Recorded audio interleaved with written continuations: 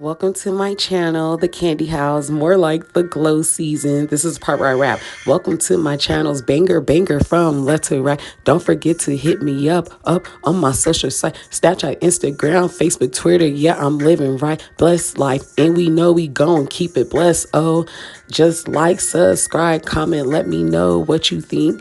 All right, you guys, this is a new intro, and I hope you like it. So right here, I'm just showing you the cap that I use to make my wig. Basically that's the shampoo and conditioner, and the perm rods that I'm going to use are rollers, flex rods. That is the wig unit. I did wash it, conditioner, and blow dry it out.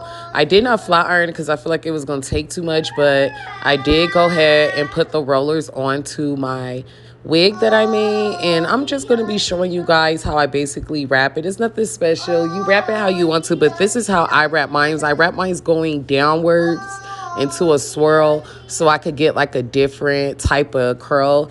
I honestly feel the way that you wrap the hair around the rod or perm rod or curler, anything that you're using to curl your hair unit, is how you're going to get the curl. And right here, as you see, I'm just be stitching the tracks that are loose. I only had 2 of them that came loose, so that's a good thing.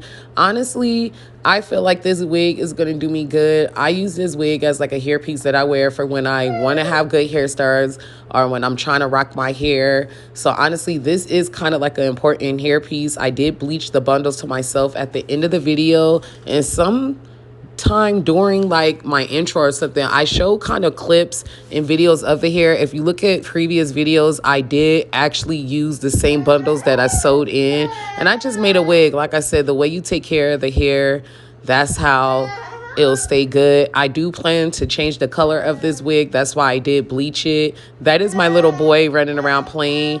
But right through now, I'm going to show some pictures and some little clips. That's how the curls came out.